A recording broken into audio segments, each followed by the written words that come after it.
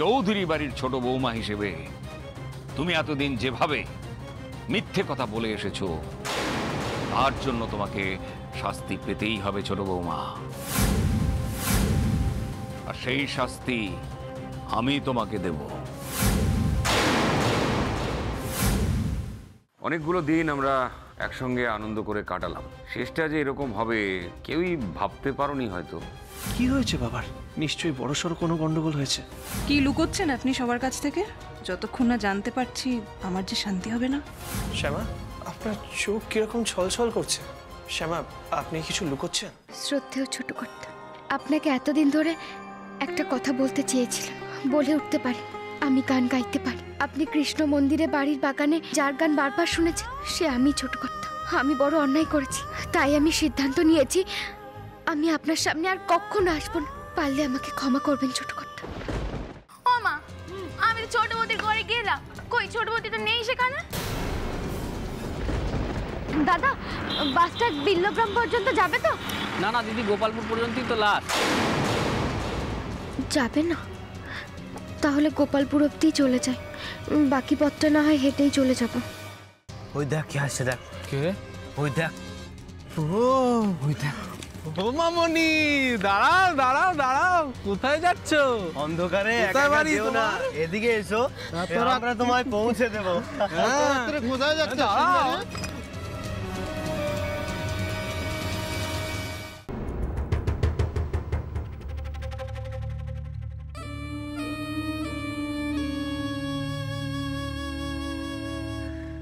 আচ্ছা মা, শ্যামা তো বাড়ি থেকে বেরিয়ে গেল। আচ্ছা, মেসমশাই শ্যামাকে কিছু বলেনি তো? ঠিক যে দুশ্চিন্তাটা করছি ওকে সেই নিয়েই কথা বলতে হবে। আমি আমি তো কিছু বুঝতে পারছি না, শ্যামা কোথায় গেল, কেন গেল? জামাই দাদা তো মনে হচ্ছে সবটা জানে, তাহলে তাহলে সবাইকে এভাবে লুকিয়ে গেল কেন? আমি আমি কিচ্ছু মেলাতে পারছি না। জানিস জানিস রাধা, আমি ওই কৃষ্ণচরণকে ফোন করলাম, আরে ফোন বেজেই গেল, সে তো ফোনই ধরলো না। আমি কিছু বুঝতে পারছি না রে, আমি কিচ্ছু বুঝতে পারছি না। আচ্ছা মা, শ্যামা যদি নিজেই সবাইকে সবকিছু বলে দেয়, তুমি প্লিজ আরেকবার ফোন করো না। দাও দাও, আমি এ না আরেকবার ফোন করো না মা, প্লিজ আরেকবার ফোন করে দেখো না।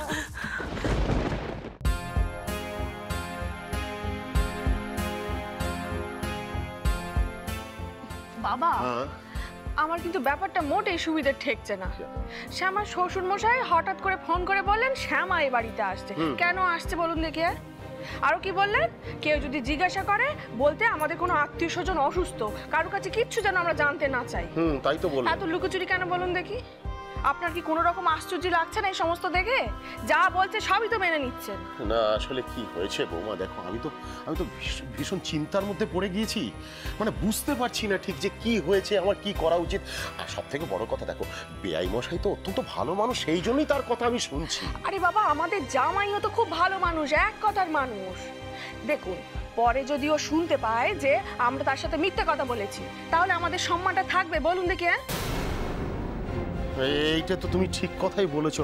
হ্যাঁ রে কানাই, বৌমা কিন্তু ঠিক কথাই বলেছে। আমি তো উভয় সংকটের মধ্যে পড়ে গেলাম রে, আমি তো কিছুই বুঝতে পারছি না কি করব। এদিকে শ্যামাকেও ফোনে পাচ্ছি না।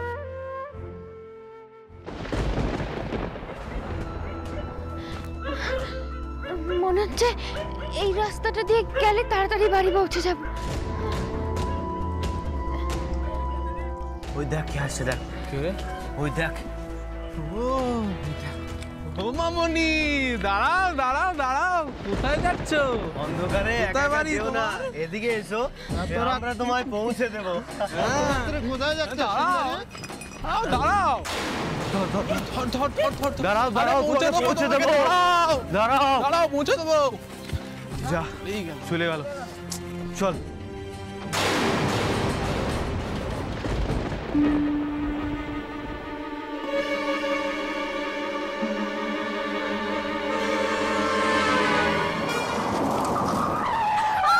শ্যামা,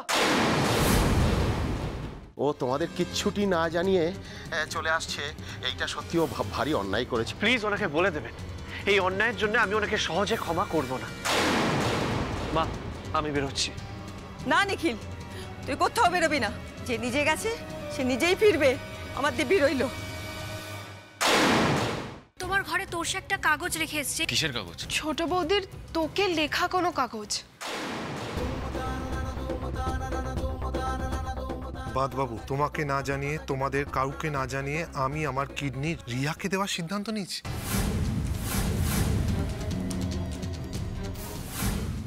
আজ তোমার জন্মতিথি।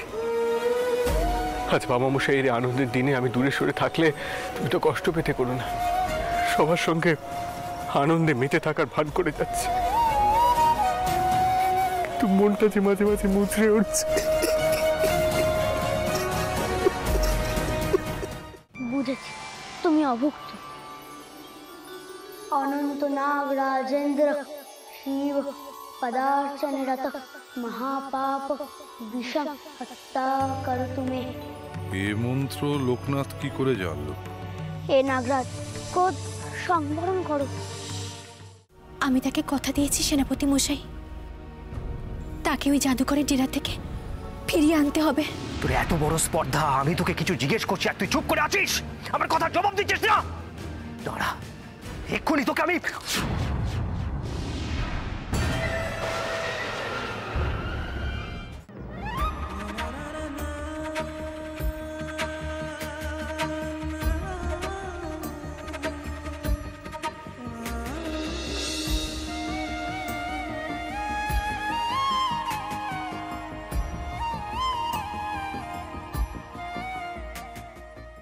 তোমার ঘরে তোর সে একটা কাগজ রেখে এসছে। কিসের কাগজ? ছোট বৌদির তোকে লেখা কোনো কাগজ।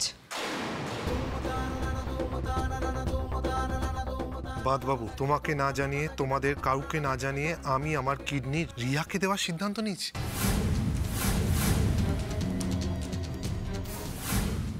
আজ তোমার জন্মতিথি। আজ বাবা মশাইয়ের আনন্দের দিনে আমি দূরে সরে থাকলে তুমি তো কষ্ট পেতে করো না। সবার সঙ্গে আনন্দে মেতে থাকার ভান করে যাচ্ছে, কিন্তু মনটা যে মাঝে মাঝে মুচড়ে উঠছে। ও তোমাদের কিচ্ছুটি না জানিয়ে চলে আসছে, এইটা সত্যিও ভারী অন্যায় করেছে। প্লিজ ওনাকে বলে দেবেন, এই অন্যায়ের জন্য আমি ওনাকে সহজে ক্ষমা করব না। মা, আমি বেরোচ্ছি। না নিখিল, তুই কোথাও বেরোবি না। যে নিজে গেছে সে নিজেই ফিরবে, আমার দিব্যি রইল। বুঝেছি, তুমি অভুক্ত। অনন্ত নাগ রাজেন্দ্র শিব পদার্চনরত মহাপাপ বিষম হত্যা করতু মে। এ মন্ত্র লোকনাথ কি করে জানলো?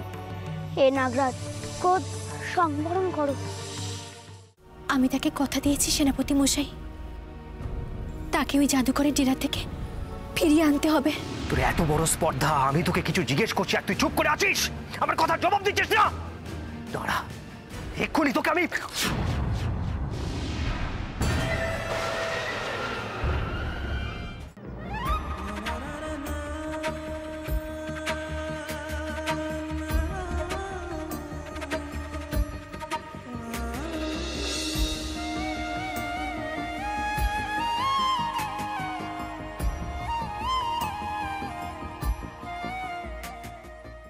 তোমার ঘরে তোর সে একটা কাগজ রেখে এসছে। কিসের কাগজ? ছোট বৌদির তোকে লেখা কোনো কাগজ।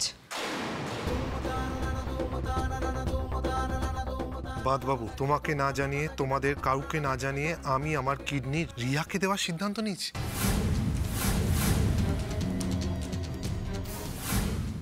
আজ তোমার জন্মতিথি। আজ বাবা মশাইয়ের আনন্দের দিনে আমি দূরে সরে থাকলে তুমি তো কষ্ট পেতে করো না। সবার সঙ্গে আনন্দে মেতে থাকার ভান করে যাচ্ছে, কিন্তু মনটা যে মাঝে মাঝে মুচড়ে উঠছে। ও তোমাদের কিচ্ছুটি না জানিয়ে চলে আসছে, এইটা সত্যিও ভারী অন্যায় করেছে। প্লিজ ওনাকে বলে দেবেন, এই অন্যায়ের জন্য আমি ওনাকে সহজে ক্ষমা করব না। মা, আমি বেরোচ্ছি। না নিখিল, তুই কোথাও বেরোবি না। যে নিজে গেছে সে নিজেই ফিরবে, আমার দিব্যি রইল। বুঝেছি, তুমি অভুক্ত। অনন্ত নাগ রাজেন্দ্র শিব পদার্চনরত মহাপাপ বিষম হত্যা করতু মে। এ এ মন্ত্র লোকনাথ কি করে জানলো? হে নাগরাজ, ক্রোধ সংবরণ করো।